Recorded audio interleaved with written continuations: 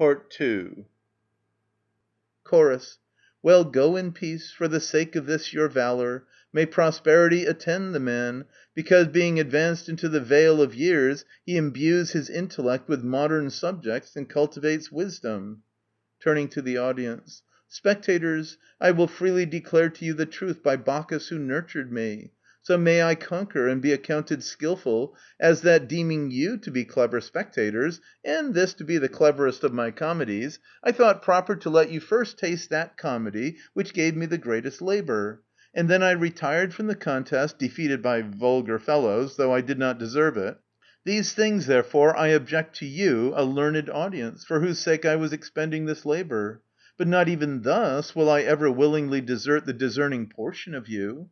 For since what time my modest man and my rake were very highly praised here by an audience, with whom it is a pleasure even to hold converse, and I, for I was still a virgin, and it was not lawful for me as yet to have children, exposed my offspring, and another girl took it up and owned it, and you generously reared and educated it, from this time I have had sure pledges of your goodwill toward me.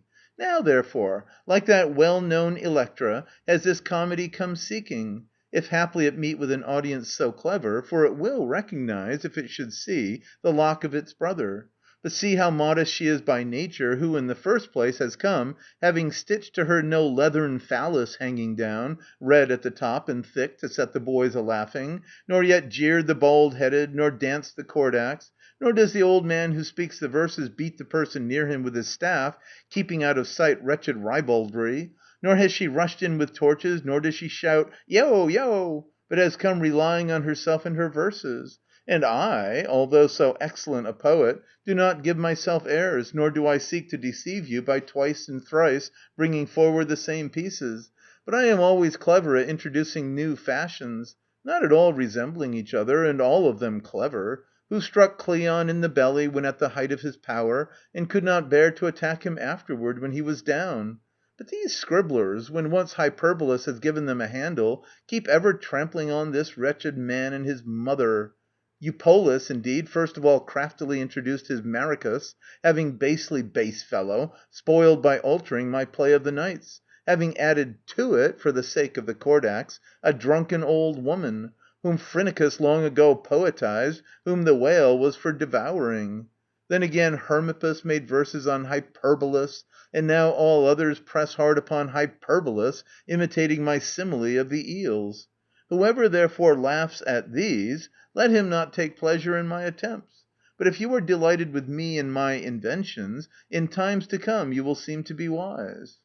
I first invoke, to join our choral band, the mighty Jupiter ruling on high, the monarch of gods, and the potent master of the trident, the fierce upheaver of earth and briny sea, and our father of great renown, most august Ether, life supporter of all, and the horse guider, who fills the plain of the earth with exceeding bright beams, a mighty deity among gods and mortals. Most clever spectators, come, give us your attention. For having been injured, we blame you to your faces.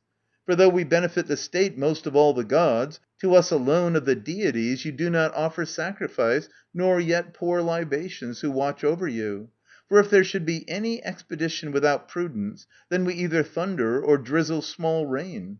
And then, when you were for choosing as your general the Paphlagonian tanner, hateful to the gods, we contracted our brows and were enraged, and thunder burst through the lightning, and the moon forsook her usual paths, and the sun immediately drew in his wick to himself, and declared he would not give you light if Cleon should be your general.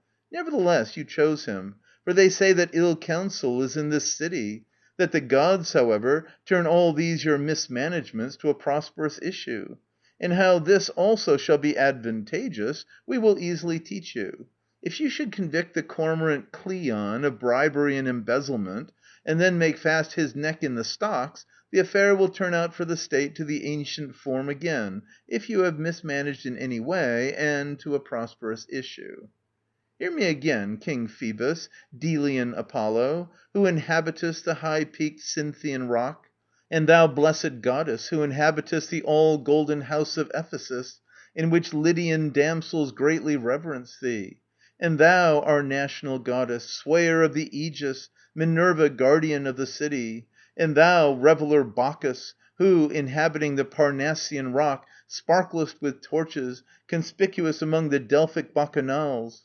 When we had got ready to set out hither, the moon met us, and commanded us first to greet the Athenians and their allies, and then declared that she was angry, for that she had suffered dreadful things, though she benefits you all, not in words but openly. In the first place, not less than a drachma every month for torches, so that also all, when they went out of an evening, were wont to say, Boy, don't buy a torch, for the moonlight is beautiful. And she says she confers other benefits on you, but that you do not observe the days at all correctly, but confuse them up and down, so that she says the gods are constantly threatening her when they are defrauded of their dinner and depart home, not having met with the regular feast according to the number of the days. And then, when you ought to be sacrificing, you are inflicting tortures and litigating. And often, while we gods are observing a fast, when we mourn for Memnon or Sarpedon, you are pouring libations and laughing. For which reason Hyperbolus, having obtained the lot this year to be hieromnemon, was afterward deprived by us gods of his crown. For thus he will know better than he ought to spend the days of his life according to the moon. Enter Socrates. Socrates. By respiration and chaos and air, I have not seen any man so boorish, nor so impracticable, nor so stupid, nor so forgetful, who while learning some little petty quibbles forgets them before he has learned them. Nevertheless, I will certainly call him out here to the light. Where is Strepsiades? Come forth with your couch. Strepsiades from within. The bugs do not permit me to bring it forth.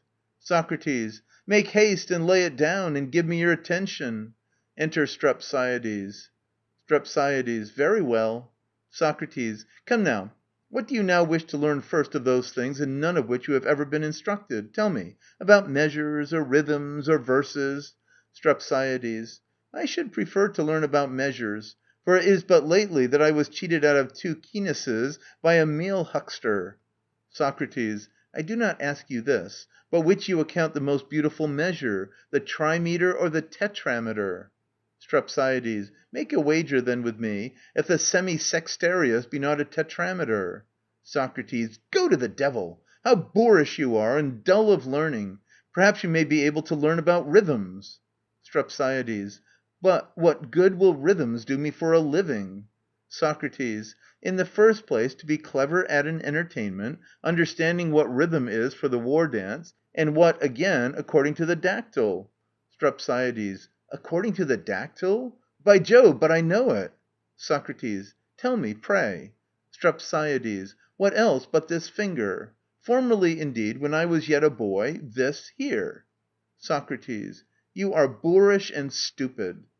Strepsiades. For I do not desire, you wretch, to learn any of these things. Socrates. What then? Strepsiades. That, the most unjust cause. Socrates. But you must learn other things before these, namely what quadrupeds are properly masculine. Strepsiades. I know the males, if I am not mad, Krios, Tragos, Tauros, Kuon, Electrion.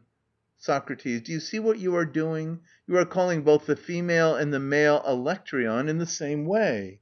Strepsiades. How, pray? Come, tell me. Socrates. How?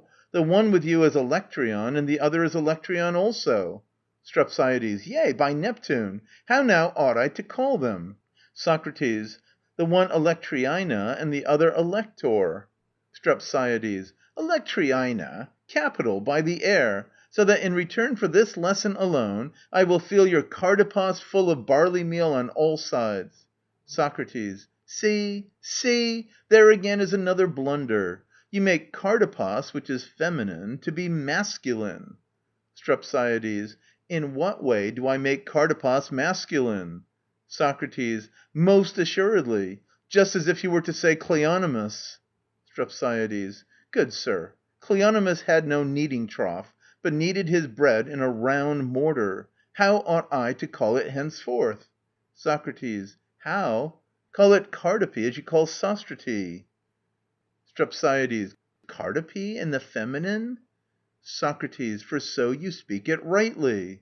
Strepsiades. But that would make it Cardipe Cleonymy. Socrates. You must learn one more thing about names. What are masculine and what of them are feminine? STREPSIADES. I know what are female. SOCRATES. Tell me, pray. STREPSIADES. Lycilla, Philina, Clytagora, Demetria. SOCRATES. What names are masculine? STREPSIADES. Thousands. Philoxenus, Melesias, Aminias. SOCRATES. But, you wretch, these are not masculine. STREPSIADES. Are they not males with you? SOCRATES. By no means. For how would you call Aminias if you met him?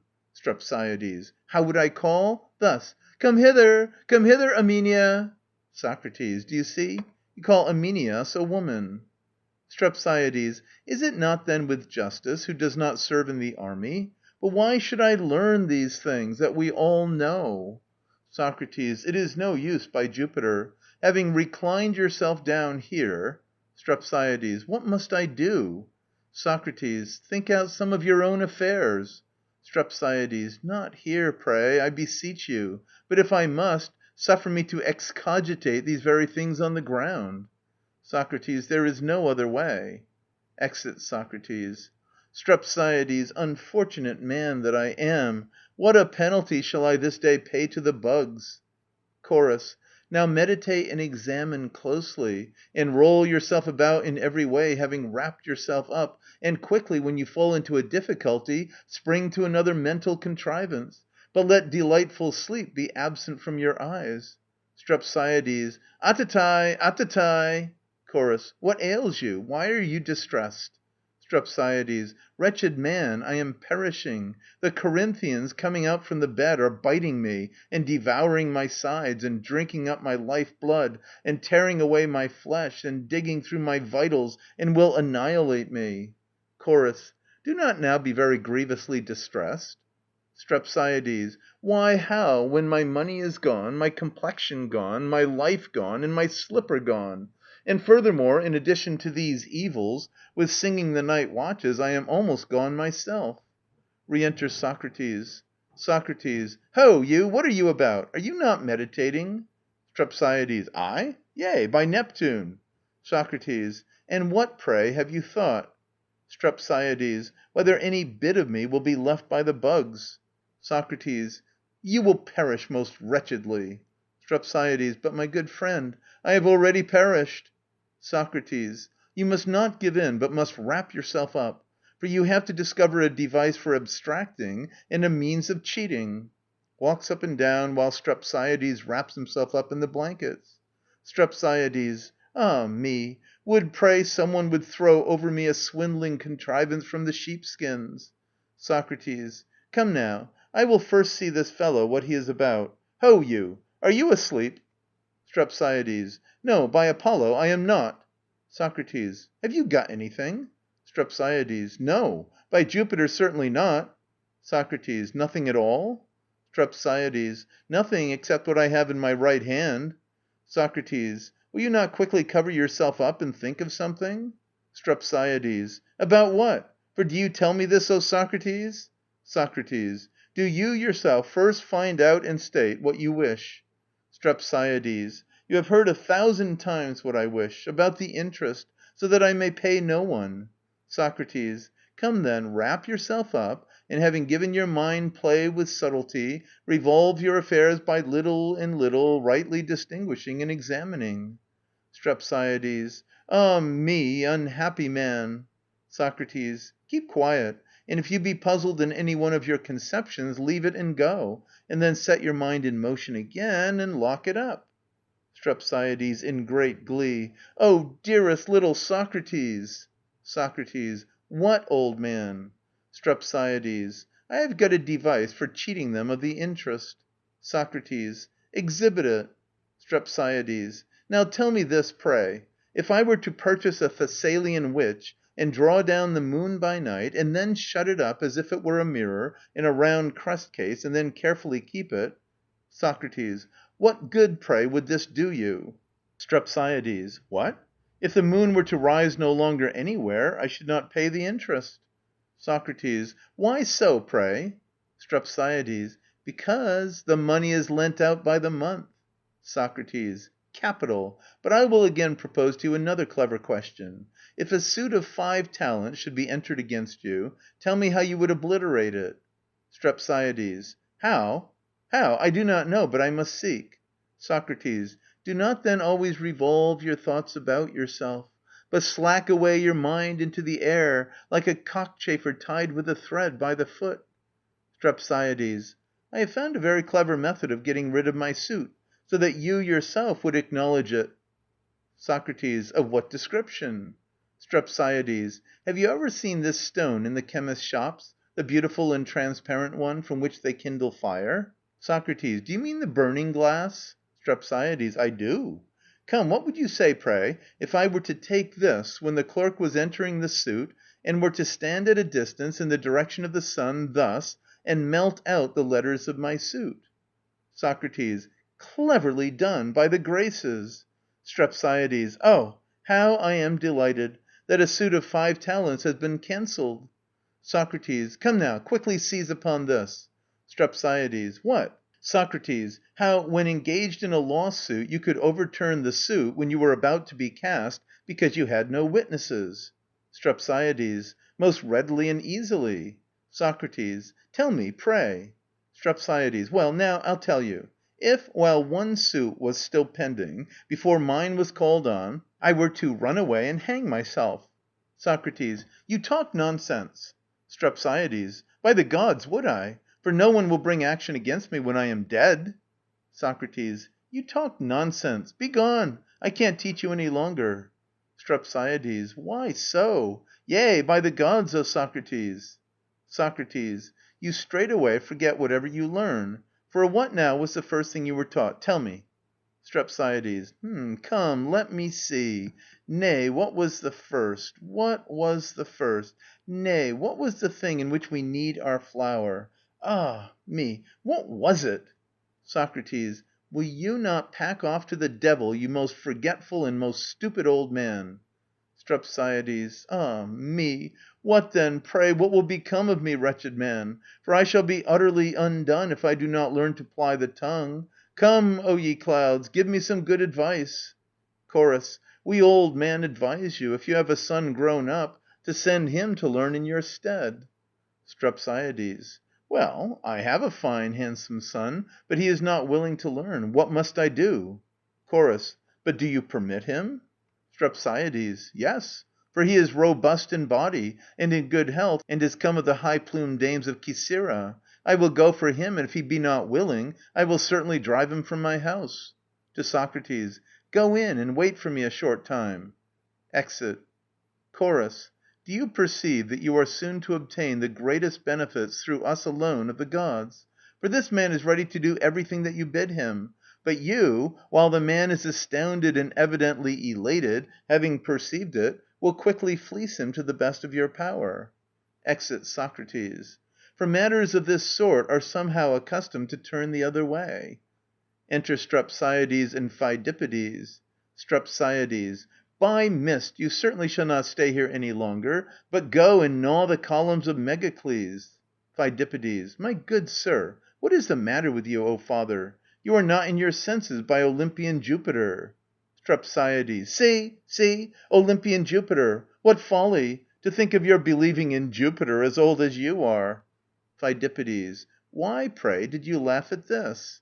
STREPSIADES. Reflecting that you are a child and have antiquated notions. Yet, however, approach, that you may know more, and I will tell you a thing by learning which you will be a man. But see that you do not teach this to any one.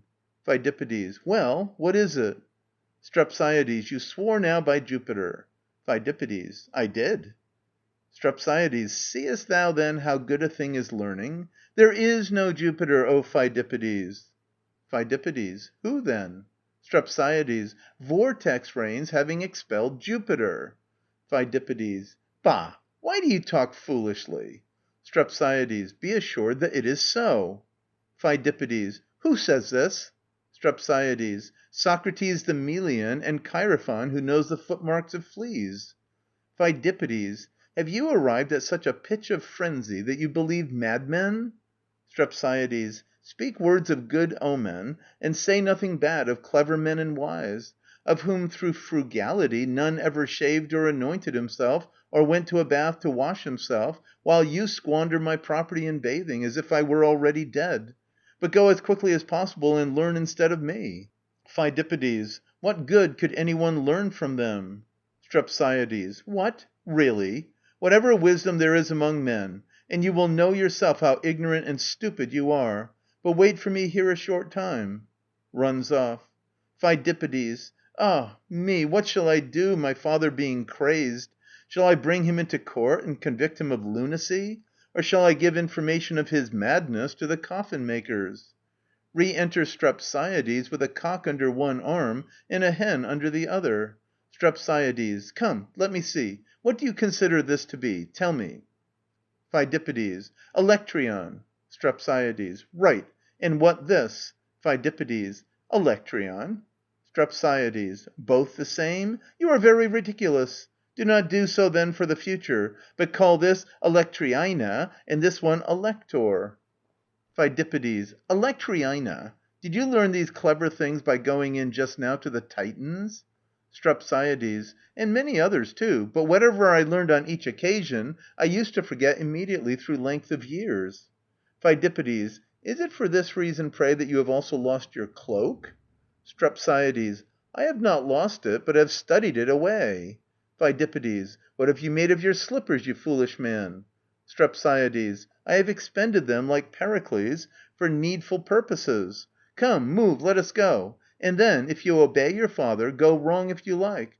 I also know that I formerly obeyed you, a lisping child of 6 years old, and bought you a go-cart at the Diasia with the first obolus I received from the Heliaia. Pheidippides. You will assuredly some time at length be grieved at this. Strepsiades. It is well done of you that you obeyed. Come hither, O Socrates. Come forth, for I bring to you this son of mine, having persuaded him against his will. Enter Socrates. Socrates. For he is still childish, and not used to the baskets here. Pheidippides. You would yourself be used to them if you were hanged. Strepsiades. A mischief take you. Do you abuse your teacher? Socrates. Were hanged, quoth he. How sillily he pronounced it, and with lips wide apart. How can this youth ever learn an acquittal from a trial, or a legal summons, or persuasive refutation? And yet Hyperbolus learned this at the cost of a talent. Strepsiades. Never mind, teach him. He is clever by nature. Indeed, from his earliest years, when he was a little fellow only so big, he was wont to form houses and carve ships within doors, and make little wagons of leather, and make frogs out of pomegranate rinds. You can't think how cleverly. But see that he learns those two causes, the better, whatever it may be, and the worse, which by maintaining what is unjust overturns the better. If not both, at any rate the unjust one by all means. Socrates. He shall learn it himself from the two causes in person. [Exit Socrates. Strepsiades. I will take my departure. Remember this now, that he is to be able to reply to all just arguments. [Exit Strepsiades, and enter Just Cause and Unjust Cause. Just Cause. Come hither. Show yourself to the spectators, although being audacious. Unjust Cause. Go whither you please, for I shall far rather do for you if I speak before a crowd. Just Cause. You destroy me? Who are you? Unjust Cause. A cause. Just Cause. I, the worst. Unjust Cause. But I conquer you, who say that you are better than I. Just Cause. By doing what clever trick? Unjust Cause. By discovering new contrivances. Just Cause. For these innovations flourish by the favor of these silly persons. Unjust Cause. No, but wise persons. Just Cause. I will destroy you miserably. Unjust Cause. Tell me, by doing what? Just Cause. By speaking what is just. Unjust Cause. But I will overturn them by contradicting them, for I deny that justice even exists at all. Just Cause. Do you deny that it exists? Unjust Cause. For come, where is it? Just Cause. With the gods. Unjust Cause. How then, if justice exists, has Jupiter not perished who bound his own father? Just Cause. Bah! This profanity now is spreading. Give me a basin. Unjust Cause. You are a dotard and absurd. Just Cause. You are debauched and shameless. Unjust cause. You have spoken roses of me. Just cause. And a dirty lick-spittle. Unjust cause. You crown me with lilies. Just cause. And a parricide. Unjust cause. You don't know that you are sprinkling me with gold. Just cause. Certainly not so formerly, but with lead.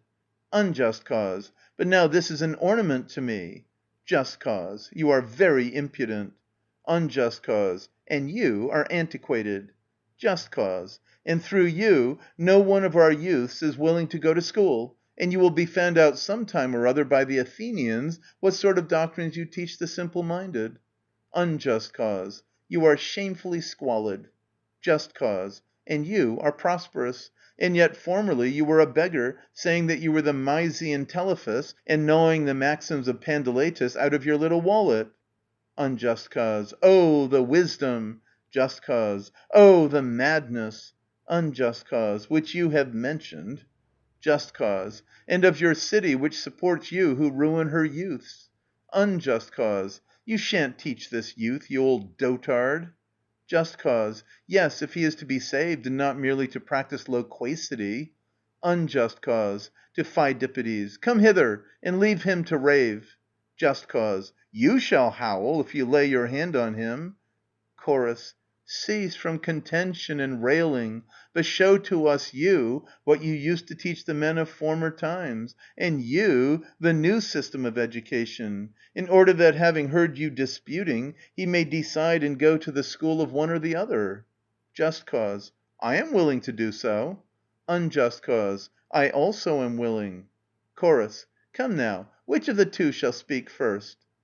Unjust cause. I will give him the precedence, and then, from these things which he adduces, I will shoot him dead with new words and thoughts, and at last, if he mutter, he shall be destroyed, being stung in his whole face and his two eyes by my maxims, as if by bees. Chorus. Now the two, relying on very dexterous arguments and thoughts and sententious maxims, will show which of them shall appear superior in argument. For now the whole crisis of wisdom is here laid before them, about which my friends have a very great contest. But do you, who adorned our elders with many virtuous manners, utter the voice in which you rejoice, and declare your nature. Just cause. I will, therefore, describe the ancient system of education, how it was ordered, when I flourished in the advocacy of justice, and temperance was the fashion.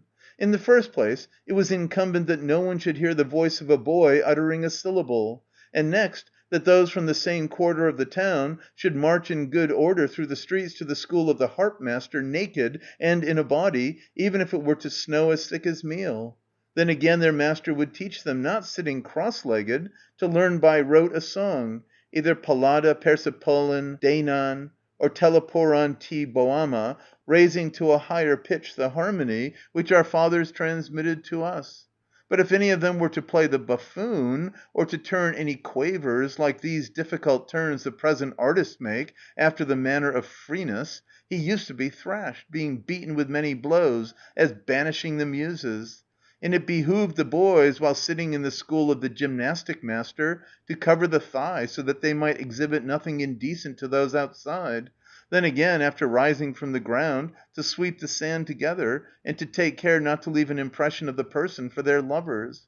And no boy used in those days to anoint himself below the navel, so that their bodies wore the appearance of blooming health.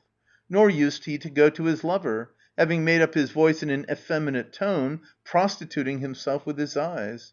Nor used it to be allowed, when one was dining, to take the head of the radish, or to snatch from their seniors dill or parsley, or to eat fish, or to giggle, or to keep the legs crossed.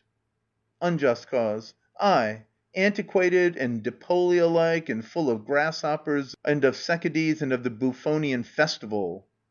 Just cause. Yet certainly these are those principles by which my system of education nurtured the men who fought at Marathon. But you teach the men of the present day, so that I am choked, when at the Panathenaea a fellow holding his shield before his person neglects Tritogenia when they ought to dance. Wherefore, O youth, choose with confidence me the better cause, and you will learn to hate the agora, and to refrain from baths, and to be ashamed of what is disgraceful, and to be enraged if any one jeer you, and to rise up from seats before your seniors when they approach, and not to behave ill toward your parents, and to do nothing else that is base, because you are to form in your mind an image of modesty, and not to dart into the house of a dancing woman, lest while gaping after these things, being struck with an apple by a wanton, you should be damaged in your reputation; and not to contradict your father in anything, nor by calling him Iapetus, to reproach him with the ills of age, by which you were reared in your infancy. Unjust cause. If you shall believe him in this, O youth, by Bacchus, you will be like the sons of Hippocrates, and they will call you a booby. Just cause. Yet certainly shall you spend your time in the gymnastic schools, sleek and blooming, not chattering in the marketplace rude jests, like the youths of the present day, nor dragged into court for a petty suit, greedy, pettifogging, knavish; but you shall descend to the academy, and run races beneath the sacred olives, along with some modest compeer, crowned with white reeds, redolent of yew, and careless ease, of leaf-shedding white poplar, rejoicing in the season of spring, when the plane tree whispers to the elm. If you do these things which I say, and apply your mind to these, you will ever have a stout chest, a clear complexion, broad shoulders, a little tongue, large hips, little lewdness. But if you practice what the youths of the present day do, you will have in the first place a pallid complexion, small shoulders, a narrow chest, a large tongue, little hips, great lewdness, a long cephism; and this deceiver will persuade you to consider everything that is base to be honorable, and what is honorable to be base; and in addition to this, he will fill you with the lewdness of Antimachus. Chorus. O thou that practisest most renowned high towering wisdom, how sweetly does a modest grace attend your words! Happy therefore were they who lived in those days, in the times of former men. In reply then to these, O thou that hast a dainty seeming muse, it behoveth thee to say something new, since the man has gained renown; and it appears you have need of powerful arguments against him, if you are to conquer the man, and not incur laughter. End of Part II.